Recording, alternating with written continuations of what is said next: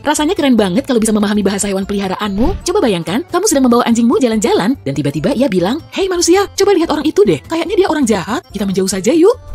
Atau saat kamu hendak meninggalkan rumah dan kucingmu yang lagi berbaring di sofa bilang, "Bro, bawa payung. Ekorku bilang nanti bakal hujan. Oh ya, makanan. Beri aku lebih banyak makanan." Secara umum, hewan peliharaanmu bisa mengungkapkan banyak hal. Ini karena mereka punya kekuatan super. Organ perasa di tubuhnya seperti mata, telinga, kaki, atau cakar, dan rambutnya jauh lebih berkembang dibandingkan milik manusia. Dengan begitu, mereka bisa mendapatkan banyak informasi dari dunia luar. Hewan peliharaan bisa melihat dan mendengar sesuatu yang tidak bisa kamu lihat atau dengar. Mereka juga punya intuisi super, bisa memprediksi keadaan bahaya, dan terlebih lagi, membantu manusia yang mereka sayang. Tapi masalahnya, mereka tidak bisa berbicara bahasa manusia. Jadi, tingkah lakunya adalah cara paling utama untuk berkomunikasi. Ada satu cabang ilmu pengetahuan yang mempelajari tingkah laku hewan, yaitu zoopsikologi. Tentu saja, ini berbeda dari psikologi manusia. Pada dasarnya, ahli zoopsikologi hanya bisa mengobservasi tingkah laku hewan dan menarik kesimpulan. Tapi bagaimana kalau ahli zoopsikologi bisa berbicara dengan hewan peliharaanmu? Coba bayangkan, seekor kucing abu-abu datang ke ahli zoopsikologi untuk berkonsultasi. "Hai Simba, apa kabar? Silakan duduk di sofa." Kucing itu melompat ke meja. "Tidak dokter, aku lebih nyaman di sini. Aku kan bisa memutuskan di mana aku mau duduk." "Baiklah, coba beritahu apa masalah yang kamu miliki." "Tidak ada kok. Aku makan, tidur, bermain, dan berlari-lari di halaman. Kadang-kadang aku menjatuhkan barang, tapi aku nggak peduli. Aku nggak suka cuaca akhir-akhir ini. Hujan terus. Aku jadi tidur melulu." "Omong-omong Simba, apa kamu benar-benar merasakan perubahan cuaca? Kalau manusia, jelas tidak bisa merasakannya." Kadang-kadang sih, saat tekanan atmosfer turun atau naik, manusia mengalami sakit kepala. Tapi tanpa jendela atau perakiraan cuaca, kita tidak tahu cuaca hari itu akan seperti apa. "Dokter, itu mah semudah kamu membalikan telapak tangan. Coba lihat kami deh. Kalau saat tidur, punggung kami mengarah ke perapian atau pemanas ruangan, berarti cuaca akan dingin sekali. Kalau ada badai petir mendekat, biasanya aku rusuh berlarian ke sana kemari di rumah. Tapi terkadang aku juga melakukannya kalau sedang iseng sih. Kalau aku melihat-lihat keluar jendela untuk waktu yang lama, tandanya akan turun hujan. Walau bisa jadi, aku cuma memelototi anjing tetangga saja. Aku benci dia."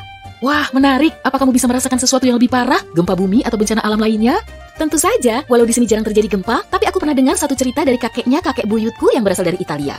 Tahun 1944, di sebuah kota kecil dekat Napoli, ada sepasang lansia yang hendak tidur. Kucing mereka, Toto, mulai bertingkah aneh. Toto berlarian ke sana kemari dengan gugup mencari tempat untuk bersembunyi. Dia bahkan menolak makan malam. Wah, Toto membangunkan si pemiliknya yang sedang terlelap di tempat tidurnya dengan menepuk-nepuk pipinya. Sang istri pun berkata pada suaminya kalau Toto berusaha memberi mereka peringatan. "Aku mohon, ayo kita pergi ke rumah saudariku." Mereka buru-buru berkemas dan pergi. Gunung Vesuvius meletus malam itu. Lavanya benar-benar menutupi kota. Sementara, pasangan lansia tadi dan kucing mereka berhasil mengungsi ke tempat yang aman. Wah, cerita yang luar biasa, Simba. Tapi aku tidak paham bagaimana Toto bisa merasakan bahaya. Biar ku jelaskan. Sebelum terjadi bencana alam, ada banyak perubahan terjadi di lingkungan sekitar bencana. Sebelum gempa, banyak sekali zat kimia yang dilepaskan oleh lapisan bumi. Zat kimia ini bersinggungan dengan udara dan membentuk ion listrik positif yang kemudian mengganti komposisi udara, air, dan tanah. Dan kami, para kucing, menangkap seluruh perubahan ini melalui indera kami. Jadi, hewan bisa mendeteksi bahkan perubahan terkecil sekalipun pada medan magnet dan medan listrik bumi. Tapi dok, apa manusia tidak bisa merasakan bencana alam seperti itu? Manusia di bawah alam sadarnya mungkin merasakan bahaya mendekat. Detak jantung kita jadi semakin cepat dan sistem syaraf kita mungkin gelisah. Tapi manusia lebih mengandalkan logika dan seringnya melupakan perasaan mereka. Manusia punya banyak alat yang bisa mendeteksi pergerakan kerak bumi. Tapi alat ini tidak menentukan waktu kejadian secara tepat. Sedangkan hewan mulai berperilaku aneh jauh sebelum terjadinya gempa bumi. Lebih dari 40 tahun yang lalu, di Tiongkok, ahli seismologi memprediksi gempa bumi kuat bisa saja terjadi kurang lebih setahun ke depan. Tapi tak seorang pun tahu secara pasti tanggalnya. Jadi mereka memutuskan untuk memperhatikan perilaku hewan-hewan. Dalam beberapa bulan, banyak orang mulai melaporkan perilaku hewan yang aneh. Anjing melolong, kucing bersembunyi dan kabur dari rumah, ayam dan bebek berterbangan ke atap rumah, bahkan ular terbangun dan keluar dari liangnya menuju hamparan salju. Para ilmuwan menyalakan alarm dan mengungsikan warga setempat ke tempat yang aman. Gempa bumi 7,3 skala Richter terjadi 8 jam kemudian.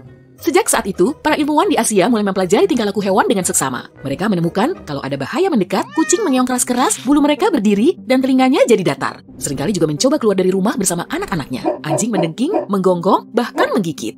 Itu sebabnya aku selalu menjauh dari anjing, dok. Bagaimana dengan ikan dan burung? Penduduk yang tinggal di zona bahaya seringkali memelihara burung kenari. Saat merasakan gempa mendekat, burung ini mulai berkicau ketakutan dan mengepakkan sayapnya. Di Jepang, yang sering sekali terjadi gempa, banyak penduduk memelihara ikan mas koki. Ketika bahaya mendekat, ikan peliharaan mereka ini mulai gelisah.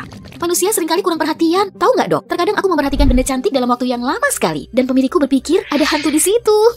Mereka cuma tidak paham kalau struktur mata kucing bisa menangkap benda terkecil sekalipun, seperti berkas cahaya atau titik debu. Tapi, di mata manusia, sepertinya kucing-kucing itu melihat area yang kosong.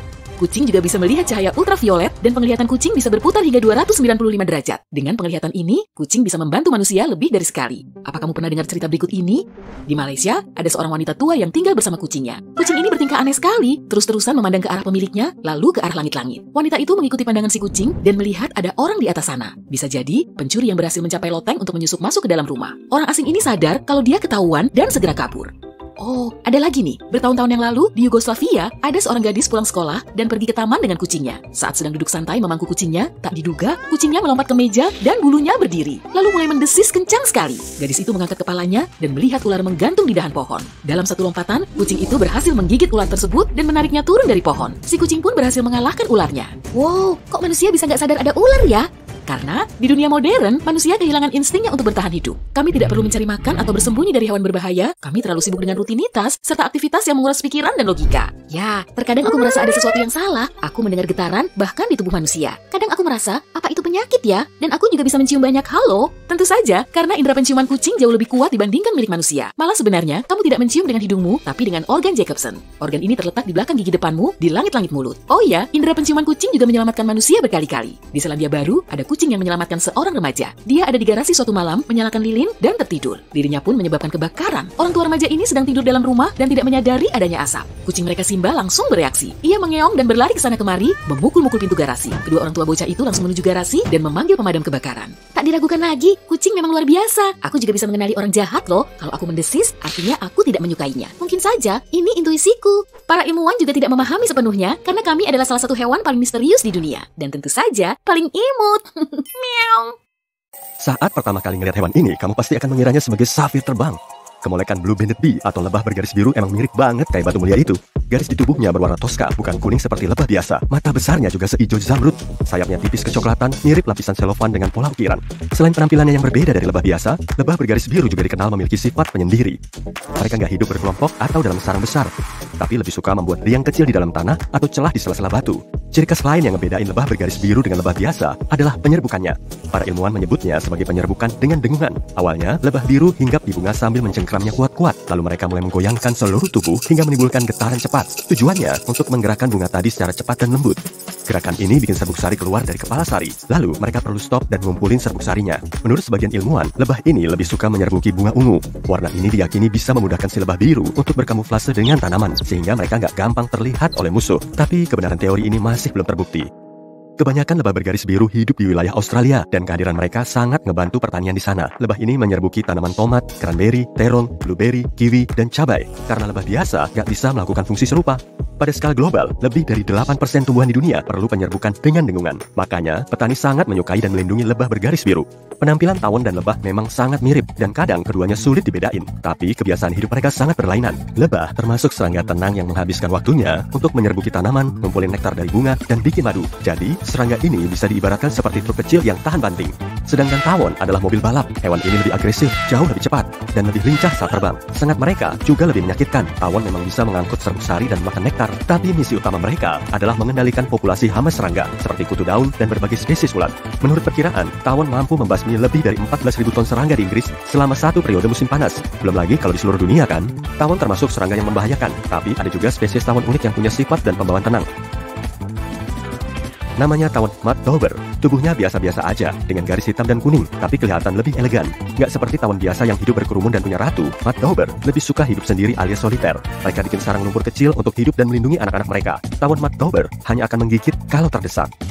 Serangga ini cuma menggunakan bisanya untuk melumpuhkan serangga lain, lalat, dan ulat. Mangsa yang telah mati kemudian dibawa ke sarang agar dimakan anak-anaknya. Jadi nggak usah kaget ya kalau kamu melihat ada banyak serangga lumpuh di dalam sarangnya. Malahan jumlahnya bisa lebih dari 500 serangga dalam satu sarang. Setelah menetas, tawon kecil langsung mulai makan. Spesies tawon yang nakutin adalah hornet atau tabuhan. Jenis tawon ini lebih besar, lebih garang, dan gigitannya lebih menyakitkan. Bahkan, gigitannya ini termasuk yang paling membahayakan di kalangan serangga. Hewan ini juga bisa tumbuh sebesar jempol tangan atau 3 kali lebih besar daripada lebah biasa. Tabuhan menyerang dalam kelompok besar dan bisa membahayakan semua hewan. Untuk melawannya, kita perlu memakai baju pelindung tebal yang mirip baju astronot. Dan yang terparah, tabuhan menyerbu sarang lebah untuk mengurangi populasinya. Hal ini bisa menimbulkan bencana pada skala besar, karena lebah menyerbuki lebih dari separuh buah-buahan, sayuran, biji-bijian, dan kacang-kacangan di seluruh dunia. Amati bumblebee gede ini deh. Kok ada yang nggak beres ya? Ia hinggap di bunga dan... Wah, ternyata bukan bumblebee tuh, tapi kumbang cantik berwarna hijau dan jingga. Hewan ini mulai terbang dan kelihatan kayak bumblebee lagi. Namanya Pellucid hawk moth atau ngangak transparan. Berkat sayap transparan dan warna tubuhnya, ngangak ini bisa bikin ilusi bumblebee. Mayoritas sayap serangga berfungsi sebagai termoregulasi untuk menghangatkan tubuh. Ada juga yang digunakan untuk melawan musuh. Berkat pola di sayapnya, kupu-kupu bisa bikin tubuhnya kelihatan seperti hewan besar. Sebagian serangga berkomunikasi dengan getaran di sayapnya. Sayap berwarna juga punya banyak fungsi, tapi Pellucid Hawkmoth malah punya sayap transparan agar tubuhnya nggak memantulkan sinar matahari. Sayap transparan yang bergerak cepat ini nggak bisa mengkilap seperti warna kubang. Makanya, saat ngengat ini terbang, serangga lain akan mengiranya sebagai bumblebee, dan mereka jadi takut menyerangnya. Peniru bumblebee ini ditemukan di Afrika, India, Asia Tenggara, dan Australia. Di awal masa hidupnya, hewan ini berupa ulat hijau terang, pemakan kopi dan daun delima. Dari jauh, tubuhnya kelihatan seperti hamster yang bertengger di ranting pohon. Tapi sebetulnya itu adalah ulat ngengat flanel selatan. Tubuh besarnya tertutup oleh bulu tebal. Mending gak usah dipegang ya, kalau kamu nggak mau masuk rumah sakit. Di bulunya ada banyak duri beracun. Kalau kulitmu sampai tertusuk duri ini, efeknya nggak akan menyenangkan. Serangga lain yang bisa berkamuflase menjadi lebah dan tawon adalah hoverfly atau lalat bunga. Bentuk tubuh, gaya terbang, sengatannya mirip tawon. Suaranya juga mirip dengungan lebah. Padahal, lalat bunga termasuk hewan rentan dan nggak membahayakan loh. Kemampuannya meniru lebah sangat diperlukan untuk bertahan hidup. Dan ternyata, memang ampuh. Banyak hewan dan serangga takut mendekati aktor jempolan ini. Meski begitu, di seluruh kerajaan hewan, lyrebird dinobatkan sebagai ahli kamuflase paling top. Burung kecil berekor menawan ini hidup di Australia. Nah, kamu pernah ngebayangin kesasar di tengah rimba lebat nggak? Saat tiba-tiba terdengar suara gergaji mesin, kamu nggak ngelihat ada orang lain di dekatmu. Padahal suaranya semakin dekat. Tapi kemudian kamu mendengar suara klik kamera. Padahal di situ nggak ada orang yang bawa kamera. Lyrebird bisa menirukan semua bunyi ini. Berkat otot kompleks di siripnya, burung ini bisa niruin hampir semua jenis suara. Malahan, ada yang pernah mendengar burung ini niruin suara manusia. Lyrebird juga dikenal sebagai pembuat konstruksi yang andal. Betinanya membuat sarang di atas tanah, tunggul, atau di dalam gua. Mereka biasanya menetaskan satu telur kemudian menjaga anakannya selama 6-10 minggu pertama. Yuk kita lanjut ke lautan aja untuk ngelihat hewan kecil lain. Nah, ini namanya gurita cincin biru. Ukurannya sangat kecil dan imut. Warna neon cerah dan cincin birunya bisa terlihat dari kejauhan. Meski cuma seukuran telapak tangan, sebaiknya jangan sentuh gurita ini ya. Gurita cincin biru bisa lebih nyeremin dari hiu putih loh. Mereka termasuk hewan laut yang paling membahayakan karena bisanya sangat ampuh. Satu gigitan aja bisa melumpuhkan satu gajah Afrika besar.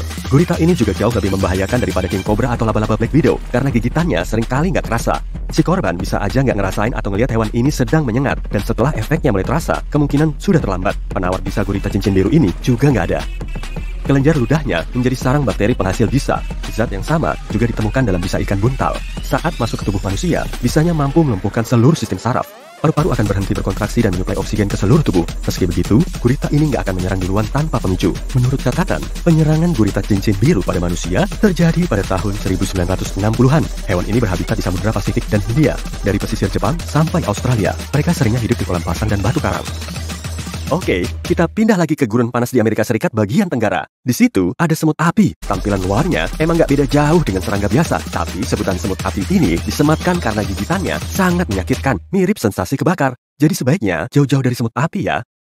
Ada jenis hiu yang berpendar dalam gelap, misalnya swell shark. Hiu ini hidup di kedalaman laut yang gelap, hampir 518 meter di bawah permukaan laut. Tak seorang pun tahu pasti, tapi jenis ikan ini melepaskan pendar fluoresan yang cuma bisa dilihat swell shark lain. Ilmuwan mendeteksi pendar itu sebab mereka memakai filter yang memblokir cahaya kuning. Mereka berpikir mungkin ini cara ikan besar ini berkomunikasi dengan teman-teman mereka. Pendar ini membantu hiu ini melawan infeksi karena mikroba.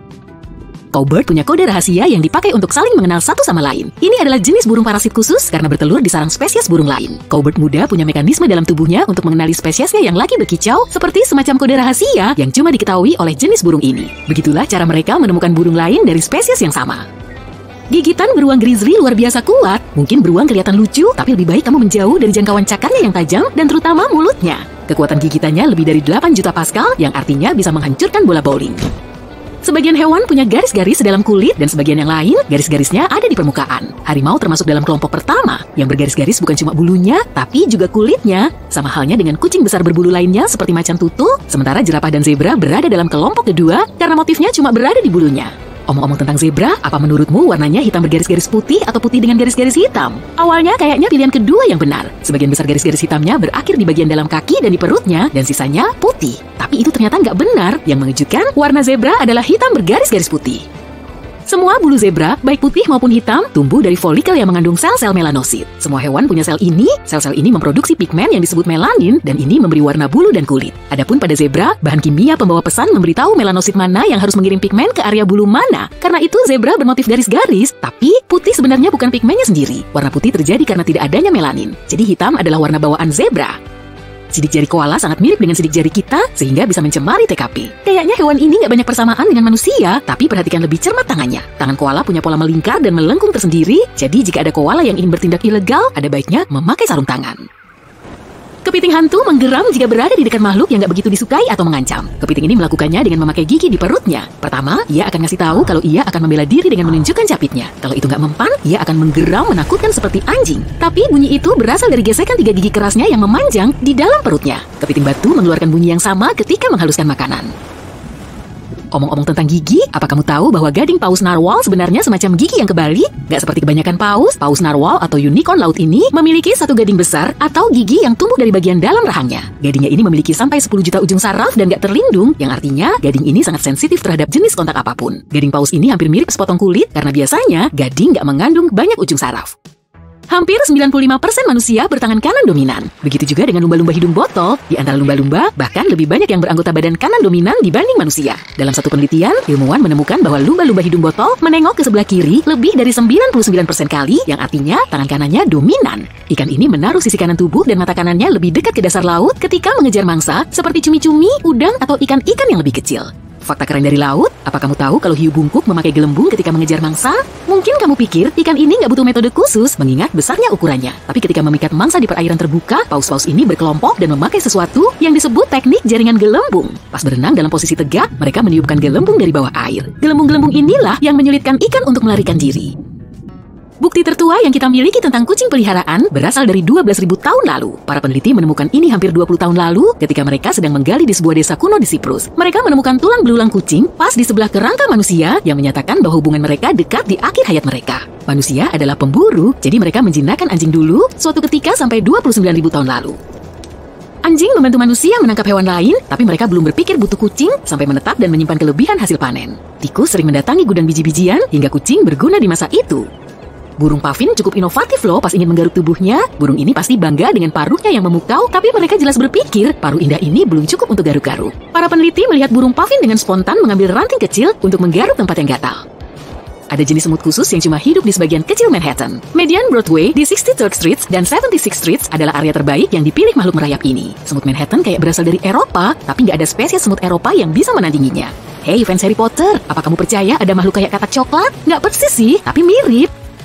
Nugini dan Australia bukan selalu terpisah loh, keduanya menyatu selama jutaan tahun, sampai sekitar 12.000 tahun lalu, ketinggian air laut memisahkan mereka. Karena pernah menyatu sekian lama, beberapa hewan dan tumbuhan masih menghuni kedua wilayah itu, termasuk katak pohon hijau. Katak ini benar-benar telah menyebar sangat jauh, dan sebagian yang hidup di wilayah panas berawa-rawa, dikelilingi oleh buaya, benar-benar seperti terbuat dari coklat.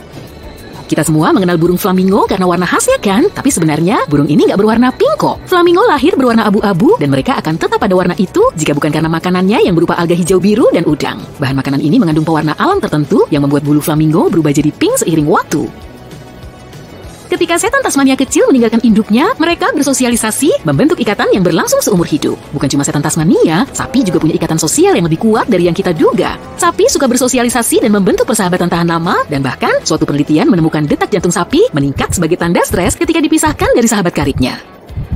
Bayangin kamu membeku begitu saja selama musim dingin, bukannya mendengar gigimu gemeletup dan merapatkan jaket, itu yang bisa dilakukan katak. Katak air seringnya melakukan hibernasi di bawah air dan menghabiskan sebagian besar musim dingin di dasar kolam, danau, atau badan air lain. Kodok dan katak umumnya berdarah dingin, yang artinya suhu tubuhnya menyesuaikan dengan lingkungannya. Jadi katak bisa membeku selama musim dingin karena tingginya konsentrasi gula atau glukosa dalam organ-organ vitalnya. Begitu mencair, hewan ini melanjutkan hidup seolah nggak pernah terjadi apa-apa.